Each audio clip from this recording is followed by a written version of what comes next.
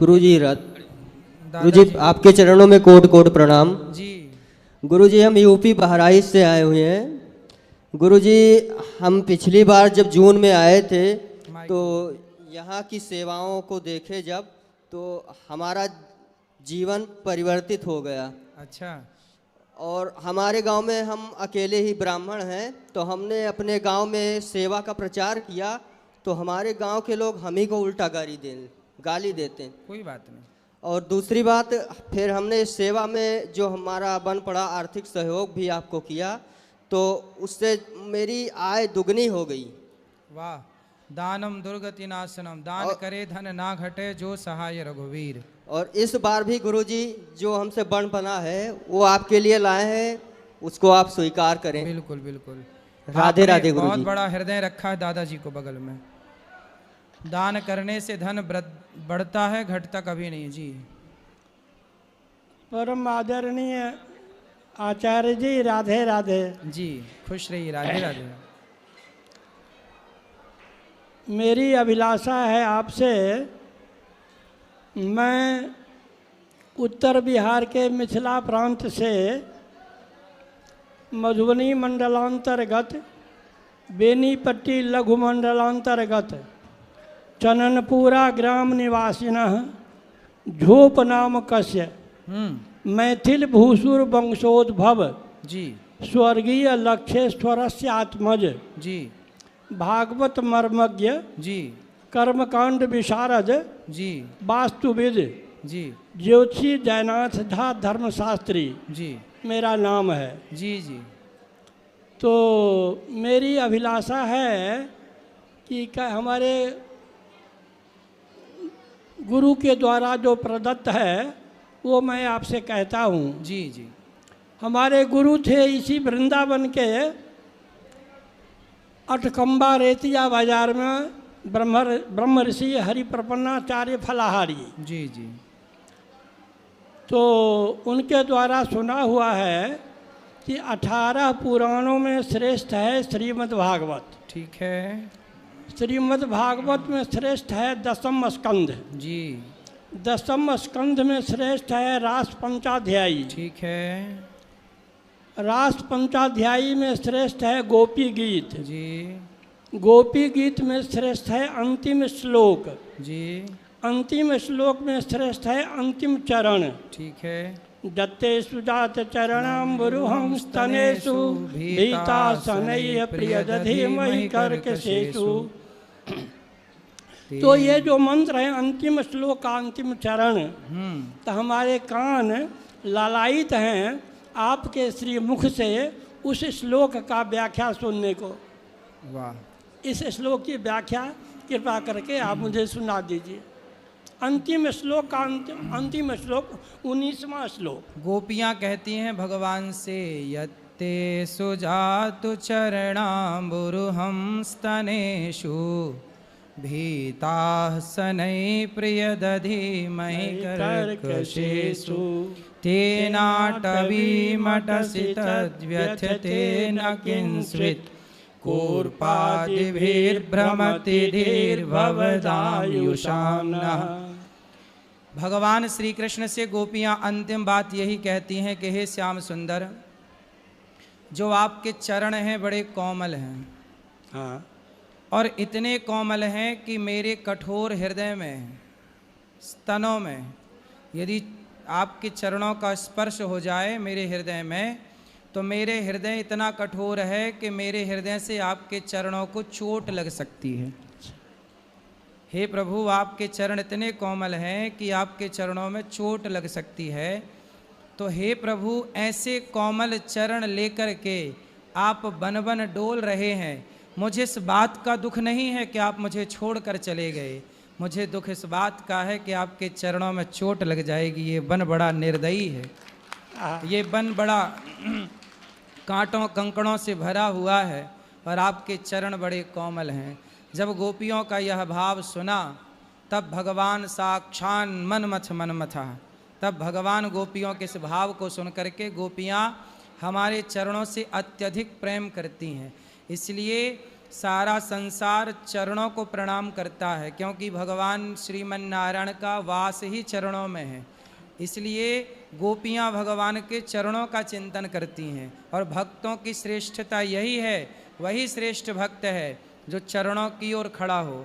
जब भगवान श्री कृष्ण को लेने के लिए दुर्योधन और अर्जुन गए तो दुर्योधन सिर की तरफ खड़े हो गए, पर अर्जुन चरणों की तरफ खड़े हुए। तो ये बात सिद्ध हो गई कि जो प्रभु के चरणों से प्रेम करता है, भगवान उसके लिए प्रकट हो जाते हैं, जैसे गोपियों के लिए भगवान प्रकट हो गए। धन्यवाद। तो कहते हैं कि रास पंचाध्यायी में जो 5 अध्याय हैं जी, पहला अध्याय रास प्रारंभ, दूसरा कृष्ण के विरह में गोपियों की दशा, ठीक है तीसरा गोपिका गीत जी, चौथा भगवान का प्रकट होकर गोपियों को सांत्वना देना, पांचवा महारास। रोती रोती गाती है और गाती गाती रोती है, उसे ही गोपी गीत कहते हैं। बिल्कुल। ऐसे तो भागवत में 5 गीत हैं जी लेकिन उसमें श्रेष्ठ गीत है गोपी गीत जी। तो आपके उत्तर से हमारा हृदय गदगद हो गया, बड़े प्रसन्न हुए। रोज 12 महीना जंगल 2 में आपकी कथा में 7 से 10 सुनता हूँ रोज। जी जी 12 महीना। हाँ। जी, आप बड़ी कृपा करते हैं। आप तो खुद इतने विद्वान हैं, पर दास को सुन करके ये दास का मान बढ़ाते हैं आप। इसलिए मैं गदगद आत्मा से, आप हमारे पुत्रवत हो जी जी, तो मैं आपको आशीर्वाद देना चाहता हूँ। बिल्कुल। आयु द्रोण सुते श्रियो दशरथे शत्रुक्षयं राघवे ऐश्वर्यं नौखे गतिश्च पवने मानं च दुर्योधने शौर्यं शांतनवे बलं हलधरे सत्यं च कुंती सुते विज्ञानं विदुरे भवन्तु भवतः कीर्तिश्च नारायणे स्वस्त्यस्तु ते कुशलमस्तु चिरायुरस्तु गोवादि हस्ति धनधान्य समृद्धिरस्तु ऐश्वर्यमस्तु बहुपक्ष महोदयस्तु वंशो सदैव भवतांग हरिभक्तिरस्तु।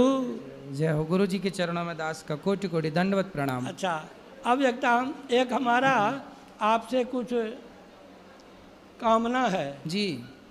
वो कामना ये है, आपसे हम कुछ सहयोग चाहते हैं। क्या? अच्छा, वो सहयोग आर्थिक सहयोग नहीं है। बताएं, आप आज्ञा करें। प्रश्न थोड़ा भारी तो है, आप आज्ञा करें। मैं आपको बता चुका कि मैं धर्मशास्त्री हूँ जी। तो हमारे धर्मशास्त्र कहते हैं हाँ कि आमिषं निम्ब पत्राणि उष्णवारी तथा स्त्रियः सप्त जन्म भवेत कुष्ठी भुक्ता च रविवासरे। आप तो स्वयं विद्वान हो, आम जनताओं के लिए मैं इसका अर्थ पदार्थ भी कहता हूँ जी। आमिष वस्तु का भोजन, आमिषं नीम के पत्तों का सेवन, उष्णवारी गर्म पानी का उपयोग करना, स्त्री से मिथुन करना, उष्णवारी तथा स्त्रियः सप्त जन्म भवेत कुष्ठी भुक्ता च रविवासरे। रविवार के दिन में इतने काम करने वाले 7 जन्म तक कुष्ठ रोग से पीड़ित रहते हैं। ये हमारा सरोज सुंदर नाम का धर्मशास्त्र है, वो कहते हैं। ठीक है। निर्णय सिंधु, सूर्य सिद्धांत, सिद्धांत शिरोमणि, कृत्यसार, मनुस्मृति, 7 ठो धर्मशास्त्र हम पढ़ चुके आद्योपांत। तो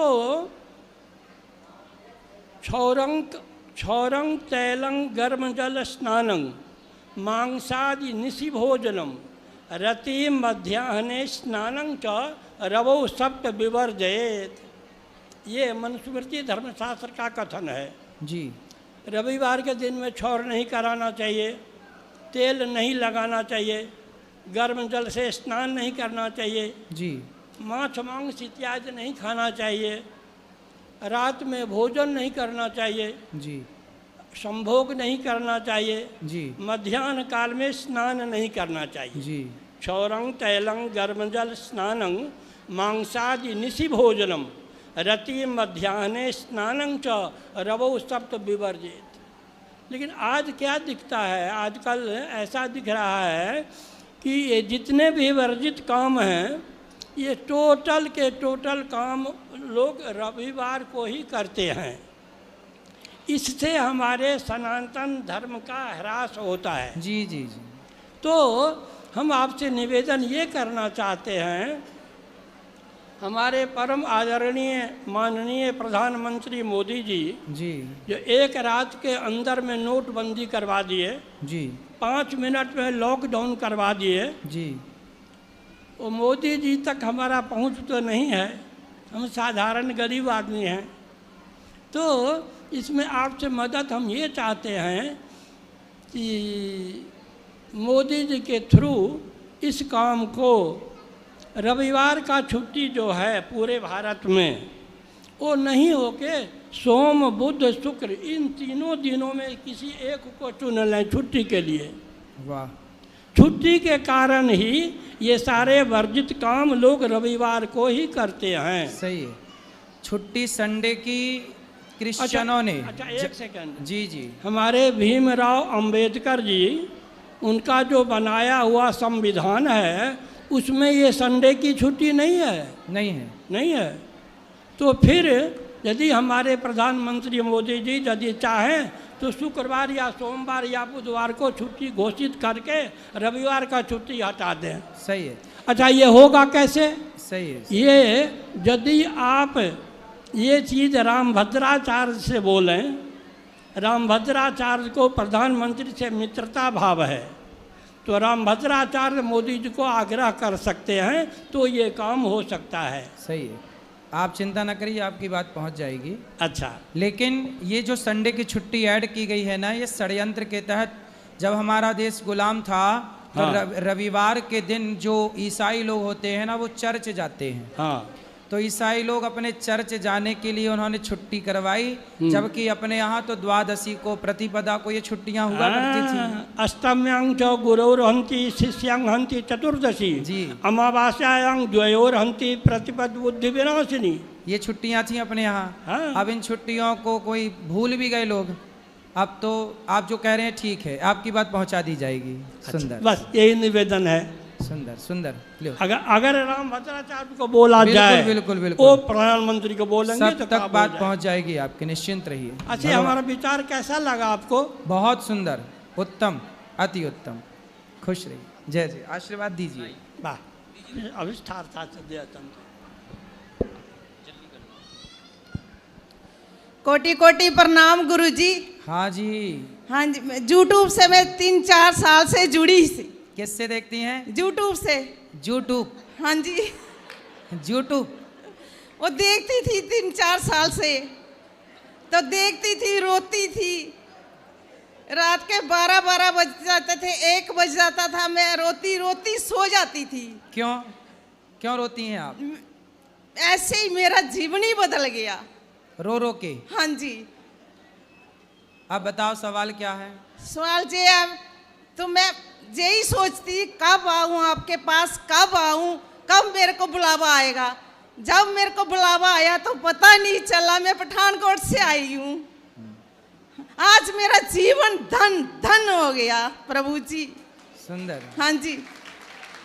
खुश रहिए। रक्षा करना मेरे बच्चों की, मेरे परिवार की। भगवान सबके रक्षक हैं। हाँ, तुम और रक्षक अपना काहू भी को ध्यान डरना। रखना प्रभु जी। जरूर, आपका हाँ। आशीर्वाद है। हाँ जी, हाँ जी। राधे राधे गुरु जी। राधे राधे।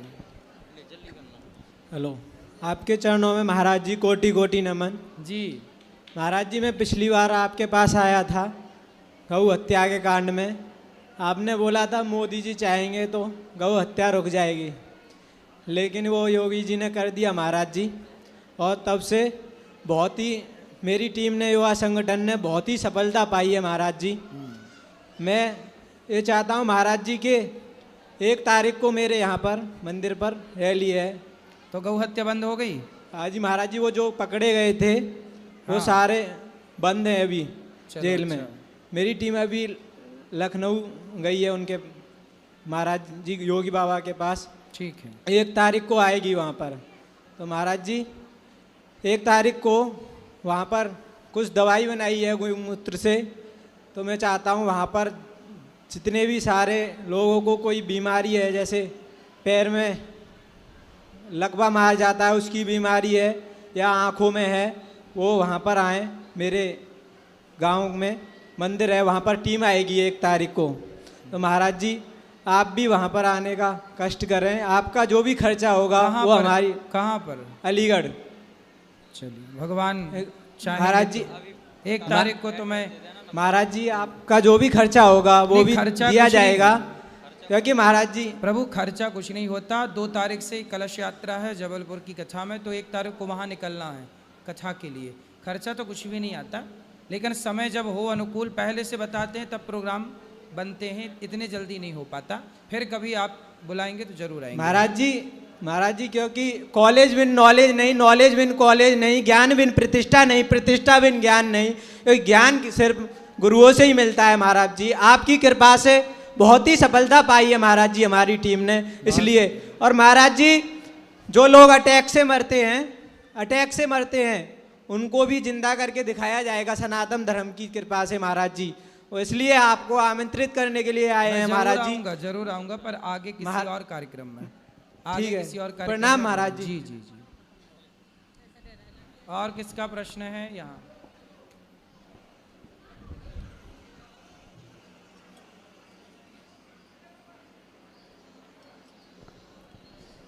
राधे राधे आचार्य जी। जी मैं रक्षा औरैया से आई हूँ। तो पहले तो थोड़ा मैं अपना परिचय देना चाहूँगी कि ये जो कान्हा जी हैं इनसे मैंने विवाह किया है। कब? 2 वर्ष हो गए हैं। तो कान्हा से विवाह कर लिया आपने? हाँ। फिर अब मैं प्रश्न कुछ और सोच के आई थी, लेकिन अभी यहाँ पे मुझे एक समस्या हुई।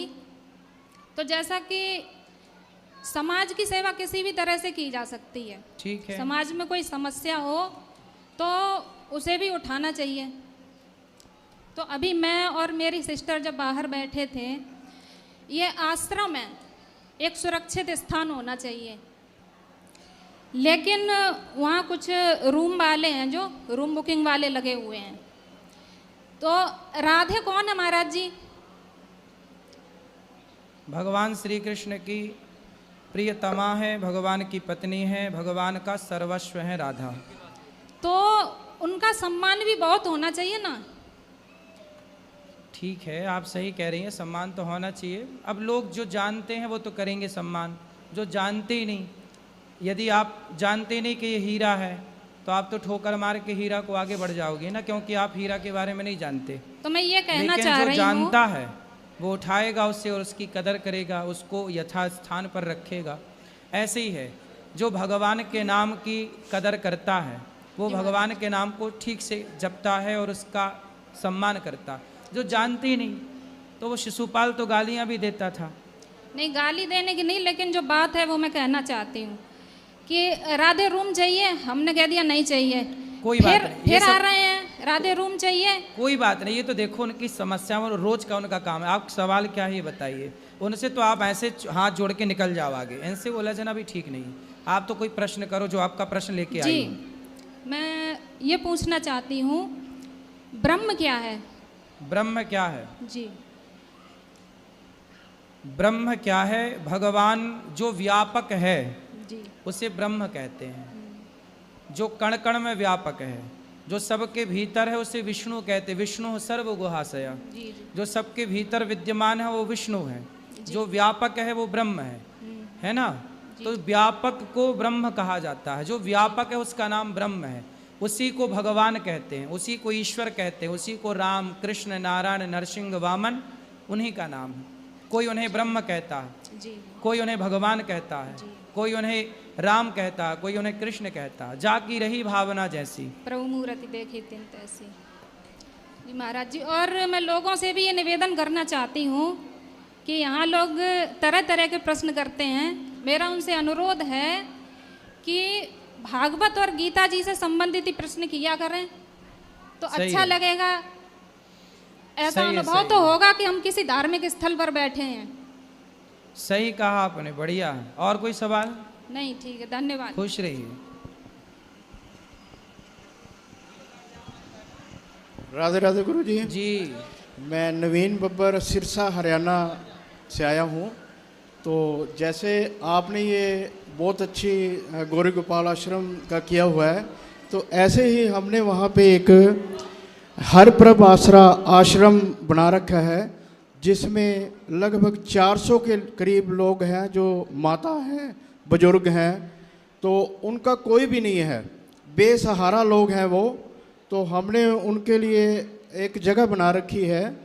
तो वो जगह हमारी एक छोटी कस्बा है, छोटी मंडी आ जाती है, तो उसमें ज़्यादा लोग भाग नहीं पाते।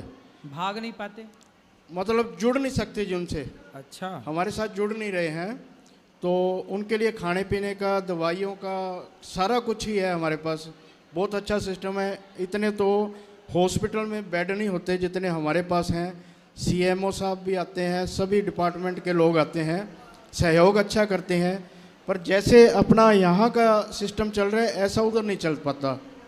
तो उसके लिए हम आपसे निवेदन करते हैं कि आप अपनी तरफ से कुछ ऐसा दिखाएं कि लोग उधर जुड़ पाएँ, क्योंकि इधर से 450 किलोमीटर पड़ता है वो एरिया। ठीक है, ठीक। तो हमारा यही सवाल है आपसे कि वो थोड़ा उधर हो जाए तो। और आपको इनवाइट भी करते हैं हम सिरसा हरियाणा के लिए। बिल्कुल, तो जब भी आप उधर आओ तो हमारे आश्रम में आए जी। जरूर, धन्यवाद। और हमारे बच्चे आए हुए हैं जी सारे साथ में।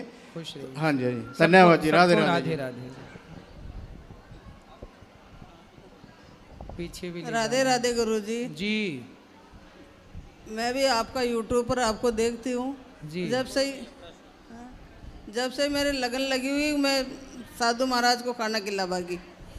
अब मेरा शादी की सालगिरह है परसों, मैं खिलाऊंगी खाना, आप मेरे को आशीर्वाद देना। खुश रहिए। और किसी का पीछे और सवाल हो एक तो बताइए। एक और है, मेरे पास 10 साल से कान्हा जी है जी। और मैं आज बरसाना गई, मैं राधा रानी को ले आई। सही है, तो सही है नहीं? बिल्कुल सही। सही। चलो सब जी। राधे राधे गुरुजी। हाँ जी। गुरुजी, मैं आपकी शिष्य हूँ। 7 साल पहले मैं आपसे दीक्षा लेके गई थी। मैं आपकी अपने गुरु के ही रूप में, जैसे आपका रूप है उसी के रूप में मेरे को विष्णु भगवान के दर्शन होते हैं। मैं नहीं आ तो गुरुजी, गुरु पूर्णिमा को तो मैं आ नहीं सकती, तो मैं आपकी पहले ही आरती और पूजा करना चाहती हूँ। भगवान की आरती पूजा कर लो तो गुरु की अपने आप हो गई। भगवान की पूजा हाथी के पाँव में सबके पाँव आते हैं।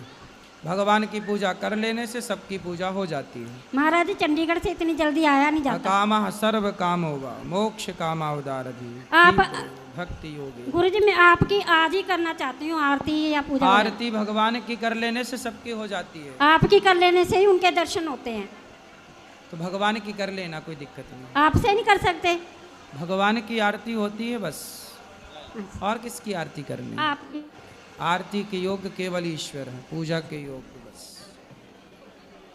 राधे राधे गुरुजी। जी। मेरा नाम हिमांशु गुप्ता है और मैं बदायूं से आया हूँ, डिस्ट्रिक्ट बदायूं। तो महाराज जी, मेरा सवाल है कि पृथ्वी पर आत्मा जो है वो आती है और चली जाती है, ठीक है, तो वो हमें दिखाई क्यों नहीं देती है? जैसे ये भौतिक संसार है, हाँ, हमारा शरीर है, भौतिक है, ठीक है, स्थूल है, फिर सूक्ष्म है, उसके बाद कारण है। तो स्थूल तो हमें दिखाई दे रहा है, सूक्ष्म है मन बुद्धि चित्त अहंकार, ठीक है, तो वो मन भी नहीं दिखाई देता है, मन तो अंदर भ्रमण कर रहा है वो, ठीक है। तो आत्मा जब आती है और चली जाती है, जैसे मेरे दादाजी मेरे हाथों में एक्सपायर हो गए पर मुझे दिखाई नहीं दिए, ये क्या कारण है? ये विचित्र माया बताइए महाराज जी। आपको आपकी पीठ दिखाई पड़ती है? नहीं महाराज जी। नहीं। जब आपको आपकी पीठ नहीं दिखी तो आत्मा को देखने के बाद क्या करोगे? क्यों देखना चाहते हो आत्मा को? देखना चाहते हैं, यही तो इस पृथ्वी का रहस्य है गुरु जी। सुनो, आत्मा को जाना जा सकता है, ईश्वर चाहे तो सब दिखाएं, लेकिन यह चाबी केवल ईश्वर के हाथ में है। आत्मा इतनी सूक्ष्म है, ईश्वर का अंश है ना, ईश्वर अंश, जीव अविन अणोर अणियान महतो महीयान। आत्मा जो है इतनी सूक्ष्म है कि जो आत्मा आपके अंदर है वही आत्मा एक चींटी के अंदर भी है। आत्मा का साइज उतना ही है जितना साइज आपके अंदर है, उतना ही एक चींटी के अंदर। और चींटी से भी कोई छोटा जीव है, यदि उसके भीतर भी आत्मा है तो वही आत्मा जो उस जीव के भीतर है वही हमारे भीतर है। तो वो ईश्वर की लीला है कि वो इतनी सूक्ष्म है कि उसे हम और आप तो नहीं देख सकते, परंतु ईश्वर चाहें सोई जाने जय देव जनाई, और जानत तुम्हें होई जाई। भगवान जनाना चाहें, ये भगवत कृपा हो तो सब देखा जा सकता है, वरना इन चर्म चक्षुओं से आत्मा को नहीं देखा जा सकता। हाँ, आत्मज्ञान पाया जा सकता है, आत्मबोध तो हो सकता है, लेकिन आत्मा को देखना ईश्वर के ही कृपा से संभव है। जैसे महाराज जी आप कह रहे हैं कि आत्मा, तो आत्मा सभी में सेम है, चींटी में भी भाई इंसान में एक है, तो इंसान को हम क्यों मान्यता देते हैं जैसे आत्मा तो सेम है? भाई तो ये बताओ, एसी, हीटर, पंखा, बल्ब, ट्यूबलाइट, वॉशिंग मशीन इत्यादि सबको पावर कौन देता है? विद्युत, बिजली देती है। यस, सबको पावर तो विद्युत देती है, बिजली देती है, पर सबके काम अलग अलग हैं कि नहीं? एसी का काम है ठंडा करना, हीटर का काम है गर्म करना, वॉशिंग मशीन का काम है कपड़े धुलना, प्रेस का काम है कपड़े को इस्त्री करना, प्रेस करना। तो चल सब एक पावर से रहे हैं, पर सबका अलग अलग काम है। उसी तरह एक पावर से सबके भीतर आत्मा रूपी शक्ति, आत्मा मतलब एनर्जी, शक्ति सप्लाई हो रही है, और सब अलग अलग कार्य कर रहे हैं। हमारे यहाँ भेद कहाँ है? हम चींटी को भी दाना डालते हैं, हम थोड़ी कहते हैं कि चींटी को मार डालो। चींटी के अंदर भी ईश्वर का दर्शन करना चाहिए। प्रहलाद जी ने खंबे के अंदर भी तो ईश्वर का दर्शन किया था, वो तो पत्थर का था। एकनाथ जी गधे में भगवान का दर्शन करते हैं, नामदेव जी कुत्ते में भगवान का दर्शन करते हैं। तो भगवान का दर्शन तो सब में हो सकता है, क्योंकि सब में ईश्वर ही समाया है, लेकिन वो तो तत्व की दृष्टि से भेद होता है। एक महाराज प्रश्न और, जैसे हमें हमारे शरीर है, हमें पता नहीं चलता है कि आत्मा हमारी जाने वाली है, ये क्यों नहीं पता चलता महाराज जी? जैसे कोई मरने वाला है, मैं मरने वाला हूँ, चलो कुछ घंटों में या कुछ मिनटों में, तो मुझे पता नहीं चलेगा, मेरे शरीर से जो तत्व निकल जाएगा वो ना पता चल जाता है महाराज जी? हाँ, जो व्यक्ति मरने वाला होता है, यस, उसकी मृत्यु के कुछ देर पहले उसे बोध हो जाता है कि वो मरने वाला है, परंतु जब तक बोध होता है तब तक वो बता पाने में असमर्थ हो जाता है। जन्मत मरत दुसह दुख होई, गोस्वामी जी लिख रहे हैं कि जन्म लेने के समय और मृत्यु के समय अपार दुख होता है, लेकिन जो भगवान की शरण में है, अहम त्वा सर्व पापेभ्यो मोक्षयिष्यामि मा शुचा सर्वधर्मान परित्यज्य माम एकम शरणम व्रज, जो भगवान की शरण में है वह उस दुख से बच जाता है। आपको बहुत, जो भी मरता है ना, उसे भयंकर पीड़ा होती है और उसे दिखता है कि ये यमराज आ रहे हैं, ये मृत्यु आ रही, सब दिखता है। इसीलिए आपने देखा होगा कई लोग मरने के टाइम चिल्लाने लगते हैं और मुंह बंद हो जाता है, ये नहीं खुलता, फिर दतौरी बंद हो जाती है, मुंह बंद हो जाता है, चिल्लाना, नाना प्रकार की आवाज़ निकालना, वो सब उसे महसूस हो गया कि हाँ अब टाइम आ गया। क्यों महाराज जी, एक प्रश्न और है कि अंतिम क्षणों में भी पता नहीं चलता है, मन मरता क्यों नहीं है? मन अंतिम क्षण में माया मरी न मन मरा, मर गया शरीर, आशा तृष्णा ना मरी, कह गए दास कबीर। मन कभी नहीं मरता। ये मन की बात कथा में कई बार समझाता हूँ, बड़ी सूक्ष्म बातें हैं ये इनके लिए बड़ा लंबा टाइम चाहिए। कथाओं में हम इसका विस्तार करके समझाते हैं। मन क्या है, बुद्धि क्या है, चित्त क्या है, अहंकार क्या है, विवेक क्या है, ये इंद्रियां क्या है, मन क्या है, कर्मेंद्री क्या है, ज्ञान, सबके बारे में कथाओं में एक एक डिटेल हम देते हैं। जैसे महाराज जी आप कह रहे थे कि चिल्लाते हैं, यमराज आते हैं, जैसे हमारे दादाजी खत्म हुए तो वो तो साइलेंट हो गए थे अंतिम क्षणों में। हाँ, साइलेंट मतलब साइलेंट मोड, इशारे कर रहे थे, सिर्फ इशारे तो कर रहे थे ना। हाँ, सिर्फ साइलेंट मोड हो गया। हाँ, तो हमने क्या बोला, कुछ लोगों का मुंह बंद हो जाता है, बंद हो जाता है, तो वो इशारे करते हैं, वो चिल्ला रहे हैं पर आवाज़ निकल नहीं रही है ना, समझो। वो अब मुंह ही बंद हो गया, अब चिल्लाओ तो कैसी आवाज़ निकलेगी? वो भीतर चिल्ला रहे हैं, तो वो होता तो है, आभास तो है सब चीज़ों का। Thank you Radhe Radhe Radhe Maharaj.